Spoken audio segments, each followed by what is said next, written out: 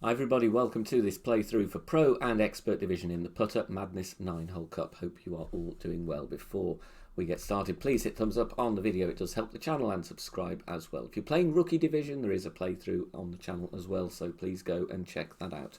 All 9 holes coming up, adjustments on screen as well as my commentary and the video replays in addition to that. If you are new to the channel here, plenty more content on the channel homepage. And of course, this new putter in the game, the Arbiter, is new to us all this week with the modifier. So check out my Arbiter School tutorial looking at the putter itself, looking at the stats and how you need to drop those shots. If you're not dropping them with your long iron or your short iron or your wedge, we need to get those putts in. There's example shots and tutorials on the channel on that video, so please check that one out. Let's get started with hole number 1. Hole number 1 on Meadow Castle is a par 4. Now, don't be worried that I'm using a big topper level 7. I'm actually pulling back deliberately to mimic the start point of a lower level big topper. So don't worry about that. Obviously, if you have high level extra mile, high level APOC, high level Thor's hammer, you can play with that as well. Max top spin, 1 left spin, adjust max plus 10. And in headwind here, I adjust into overpower, so I add that on, plus a couple of rings, just to give myself some extra distance. In tailwind, you could leave it where it is and go full overpower with a slow needle.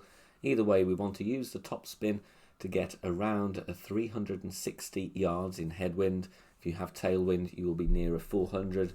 Even higher than that, you may well get onto the green very easily. So it is going to be club and wind dependent. But in headwind, and especially if you've got lower level, then you want to be playing, as I do here, on the second shot, finding minimum distance with the Thorn, which will work in crosswind and any headwind. If you have tailwind, we'll need to push up, but then again, if you have tailwind, you'll be nearer the green anyway, so you could play Enbringer School 20%.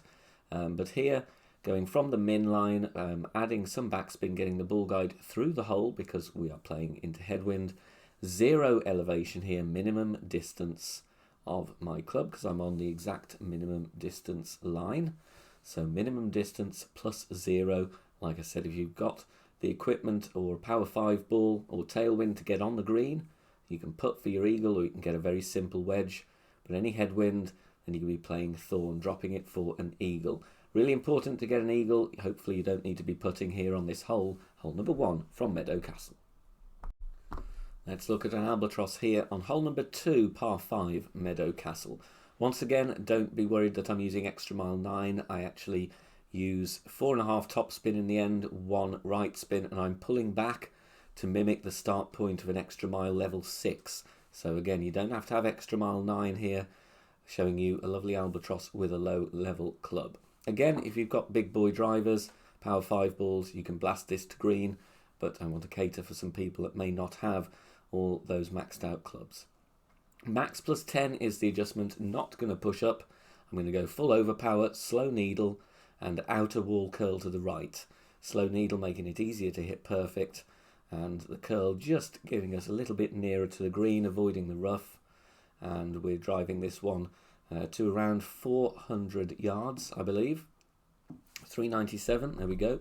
Second shot playing with the Grizzly. You'll see on screen my adjustments. TC plus 5 means true club distance. So I find minimum line, then I'm pushing up rings. In the end, I'll just push up over 10 rings.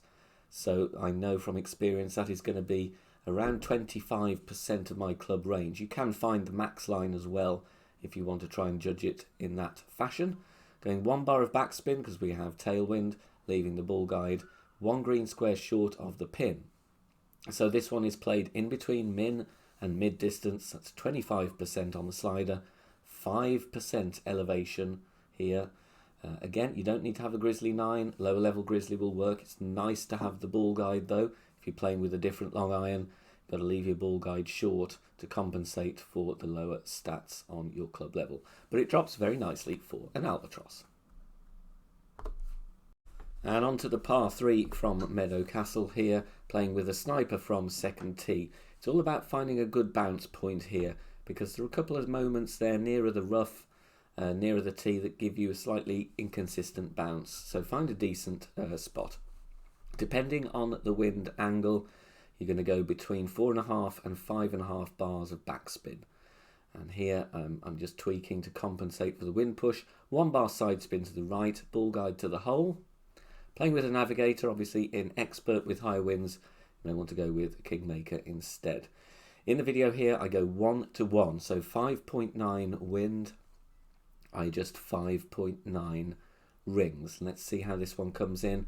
We end up just missing this one. Nice bounce, nice speed, just needed a little bit more, so maybe another 0.2 in this wind angle, but a very good chance for a hole-in-one on this straightforward par 3.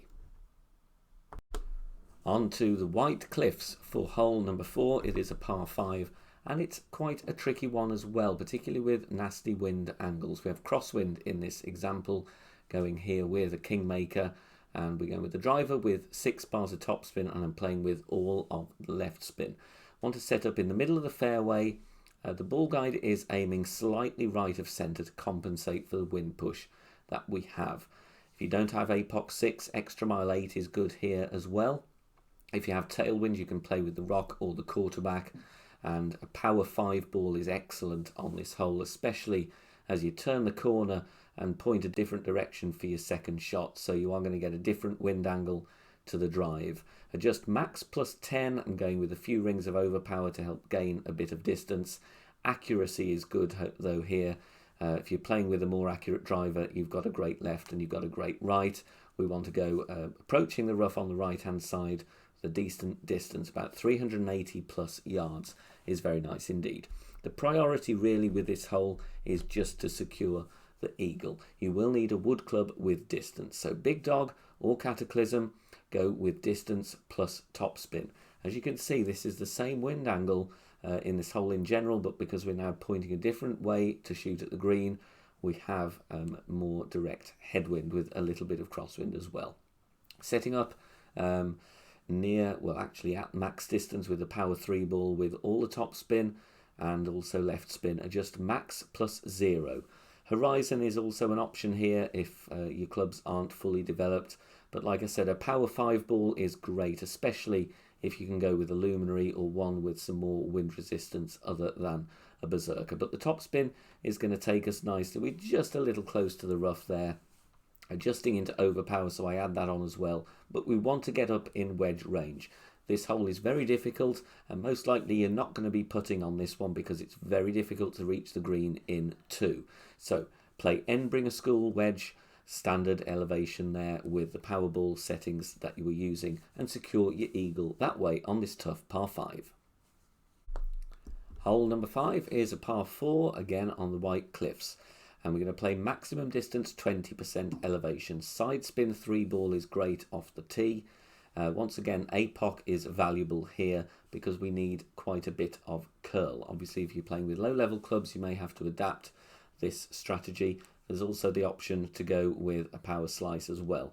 But for now, going to play this way indeed. So all the right spin, plenty of top spin. We're adjusting max plus 20, adding on the overpower that I adjust into. And here you can see it's about 2 balls of curl to the right. A little bit of a nasty wind angle in this example, cross headwind left to right. Obviously tailwind is going to be much easier, but we want to bounce comfortably before the rough and cutting the corner of rough and rolling down towards the end of the fairway here. And the drive distance, we're looking around 390 to 410 yards. Anywhere in that range is going to be very nice indeed. Second shot, you want to pack a short iron with topspin. Here I'm going to go with the runner because we need plenty of topspin, as you can see here. Adding all of the topspin and setting up with the ball guide going to the hole. Lower level runner will have less ball guide available, so make sure you adapt as needed. Because this was from a previous tournament, I'd set this shot up with slider percentages and plus yard references.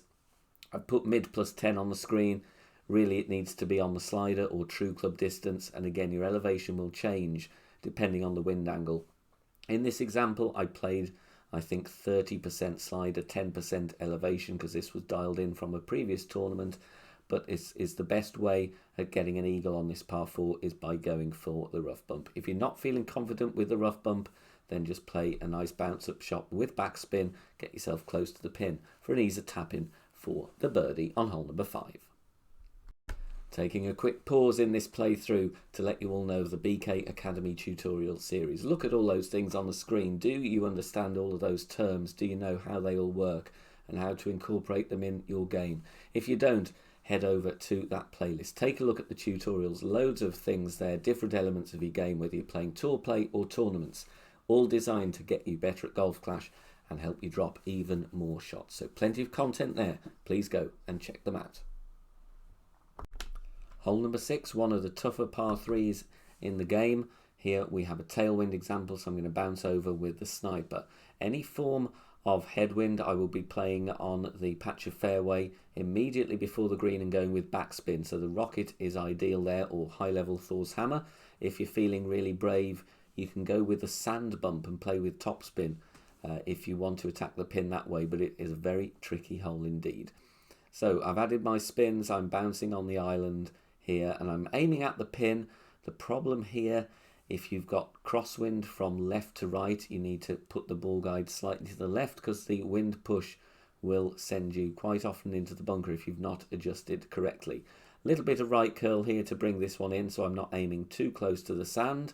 Gets a nice angle into the pin with my max plus 25 adjustment. We get a zoom in, but this is a very tough shot indeed. And with the putter madness and the modifier in play, you might just want to be getting safely to the green, not too many yards away from the pin. Take the birdie and move on unless you really want to go aggressive and try and pursue the sand bump or dialing this one in with backspin. Very tough par 3. Now from a very tough par 3 we actually go to one of the easier par 3s and an excellent chance for a drop regardless of your wind angle. We're going to play with the same approach every single time. And from middle tee, I like to start with a power 5 ball and find minimum distance line with the sniper. And I'm going with the white ring touching the rough. Then I'm switching to whatever ball I want to use. In this case, a Navigator, because this is from Pro Division. In Expert, of course, you might want to use a Kingmaker. 3 bars of topspin.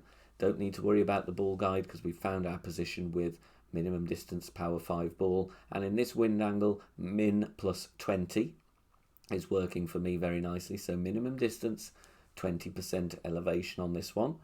And the reason I set up where I do is this takes out the glitch roll from the equation. If you're playing on the right hand side nearer the bunker, there is a chance you get that glitch roll and will end 8, 9, 10 green squares past the pin.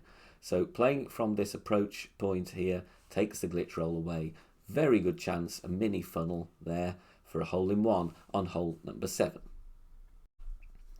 Now with the replays I've got here on this par 5, I'm going to show you a shot you can play in tailwind. Of course it's very difficult indeed with other wind angles, but a great way to play in tailwind if you don't have the apocalypse.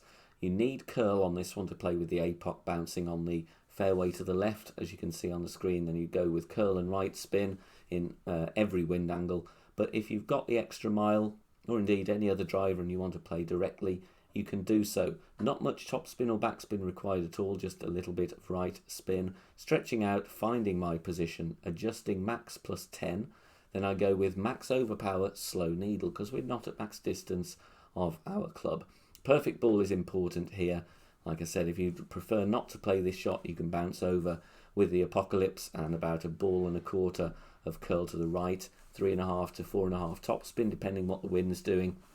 I would suggest you go with a Kingmaker though in that instance, and we want to get nicely down the fairway regardless of what shot you play. Second shot, very good chance of an albatross. We have one to show you here. As before, this is taken from a tournament, so I've already done a distance check here, and if you know the wind angle you're going to get and you're going to use tokens, you can absolutely dial this one in. Because we have tailwind, I'm applying backspin and left spin to leave the ball guide intentionally short because the tailwind will give us an extra push. Then I'm playing this one true club distance, that's TC on the screen, true club distance plus 10%. So if you're in plus yardage, you can use that to get your slider value. More information on that on our BK Academy tutorials. Comes in very nicely and we just sneak that one in for an albatross. Bear in mind, if you have headwind, make sure you compensate with plenty of topspin to get yourself nicely on the green. If you're on the near part of the green, that is going to be an uphill putt. If you're above the pin, a nice simple downhill putt there. But important to secure your eagle. You don't want to be in the rough off your drive, otherwise in certain wind angles, very difficult to reach the green and save your eagle in 2 on that hole. And in this tournament we finished quite unusually with a par 4, and it's a brilliant chance for an eagle. In fact, a must eagle really.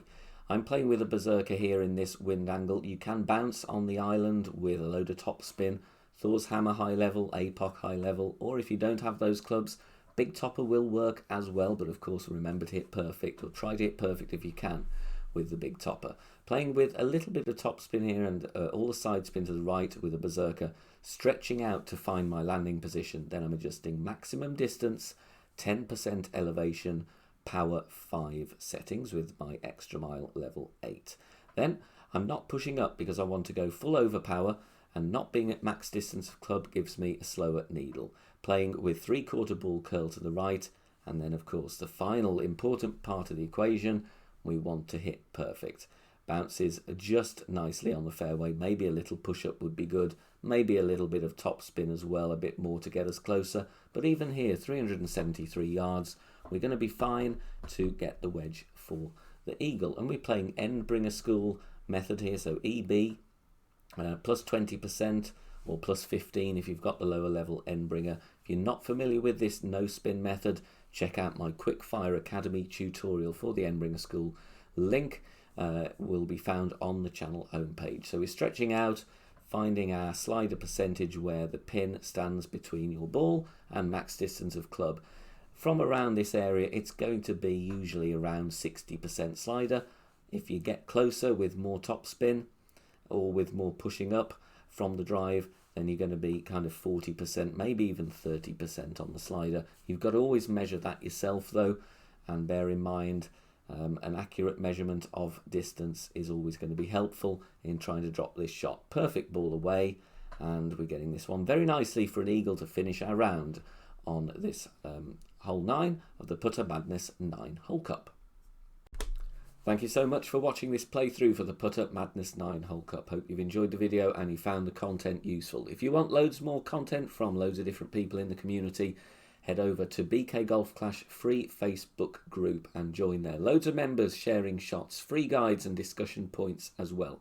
So head on over to there. You can just lurk and enjoy the discussion, or you can take part yourself, see how everybody's getting on in the Putter Madness 9 Hole Cup. Thank you for watching, and we'll see you soon. Bye for now.